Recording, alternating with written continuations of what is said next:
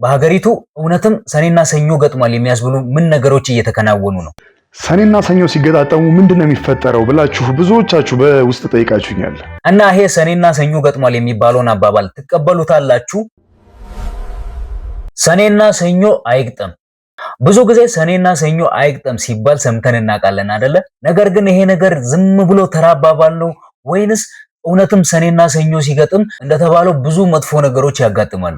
በዚህ ቪዲዮ መጨረሻ ላይ አንድ አስገራሚ ነገር እነግራችኋለሁ። ስለዚህ ይሄን ቪዲዮ እስከ መጨረሻው ብትከታተሉ ታተርፋላችሁ እንጂ አትከስሩበትም። ሰኔና ሰኞ አይግጠም። ይህ የቆየ አባባል ዝም ብሎ የመጣ ሳይሆን ከጀርባው ትልቅ የታሪክ ሚስጥር የያዘ መሆኑን ታውቃላችሁ። እንደሚታወቀው ዘንድሮም ሰኔና ሰኞ ገጥሟል። ያ ማለት ሰኔ 1 2018 ዓመተ ምህረት ሰኞ ዕለት ነው የሚውለው ማለት ነው። ለመሆኑ አባቶቻችን ለምን ሰኔና ሰኞ አይግጠማሉ? የዚህን ነገር ታሪካዊ ፍሰቱንና አስገራሚ ክስተቶችን ከ1979 ጀምሮ ወዲህ ያሉትን አብረን እናያለን። አንደኛ 1979 ዓመተ ምህረት ሰኔና ሰኞ ሲገጥም አገሪቱ በጣም በከባድ ፈተና ውስጥ ነበረች። የ1977ቱ ድርቅ መዘዝና በወቅቱ የነበረው ከፍተኛ የዝናብ እጥረትና ረሃብ አገሪቱን በከፍተኛ ሁኔታ ጎድቷት ነበር። ሁለተኛ 1984 ዓመተ ምህረት በዚህም ዓመት ሰኔና ሰኞ ገጥሞ ነበር። ይህ ዓመት የደርግ ውድቀትን ተከትሎ የመጣ የሽግግር ዓመት ነው። በዚህ የሽግግር ወቅት አገሪቱ ከፍተኛ ቀውስ ውስጥ ነበረች።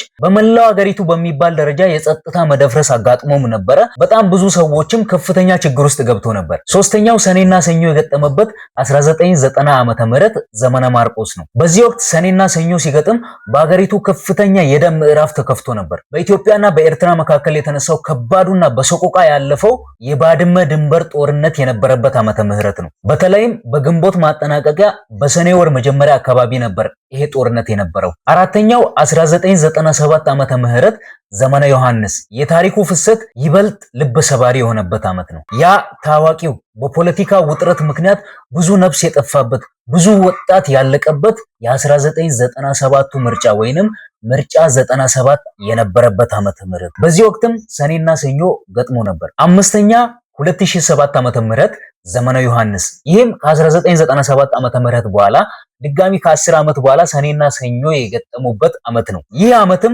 100% ማሸነፍ የተባለበት አወዛጋቢው አገራዊ ምርጫ የተከናወነበት ዓመት ነበረ። በዚህ ምክንያትም ብዙ ህዝብ ታላቅ ቅሬታ ነበረው እና ብዙ ድብቅ ውጥረቶች መፈንዳት የጀመሩበት ዓመተ ምህረት ነበር። ስድስተኛው ሰኔና ሰኞ የገጠሙበት ታሪክ ደግሞ 2013 ዓመተ ምህረት ነው። ይህም ዘመነ ማርቆስ ነበር። ይሄ በጣም የቅርብ ጊዜ ትውስታችን ነው። በዚህ ወቅት በትግራይ በአማራና በአፋር ክልሎች የነበረው የጸጥታ መደፍረስ፣ የእርስ በርስ ጦርነት የነበረበት እንዲሁም አገራዊ ምርጫ የተከናወነበትና ከፍተኛ ጭንቀት ውስጥ የነበርንበት ዓመት ነው እና በዚህ ወቅትም ሰኔና ሰኞ ገጥሞ ነበር። ለመሆኑ ለምን ሰኔና ሰኞ? በኢትዮጵያ ባህር ሐሳብ ወይንም የዘመን አቆጣጠር ስሌት መሰረት ሰኔ 1 ቀን ሰኞ ላይ ከዋለ ያ ዓመት ሁልጊዜም ወይ ዘመነ ማርቆስ ወይም ዘመነ ዮሐንስ ይሆናል።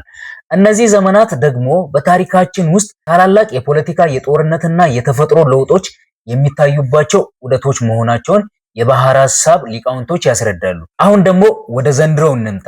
ዘንድሮ 2018 ዓመተ ምህረት ዘመኑ ዘመነ ማርቆስ ነው እና እንደ 1984ቱ እንደ 1990ና እንደ 2013ቱ ሁሉ ዘንድሮም ዘመነ ማርቆስ ላይ ሰኔና ሰኞ ገጥሟል። እና እናንተ ምን ታዘባችሁ? በሀገሪቱ እውነትም ሰኔና ሰኞ ገጥሟል የሚያስብሉ ምን ነገሮች እየተከናወኑ ነው? እስኪ እናንተን ሐሳብ ኮሜንት ላይ ንገሩኝ። እና አሁን ላይ ኢትዮጵያ እያሳለፈችው ያለው ነገር፣ ህዝቦቿ እያሳለፉት ያለው ነገር፣ ወጣቱ እያሳለፈው ያለው ነገር እውነትም ሰኔና ሰኞ ገጥሟል የሚያስብል አይነት ነገር ነው ብላችሁ ታምናላችሁ? እና ይሄ ሰኔና ሰኞ ገጥሟል የሚባለውን አባባል ትቀበሉታላችሁ ወይንስ ዝም ብሎ ተራ አባባል ነው ምንም አሳማኝ ነገር የለውም ብላችሁ ታምናላችሁ? እስኪ ሐሳባችሁን ኮሜንት ላይ ንገሩኝ። እና ለዚህ ቻናል አዲስ ሲሆናችሁ ሰብስክራይብ ማድረግ እንዳይረሳ። እወዳችኋለሁ። መልካም ጊዜ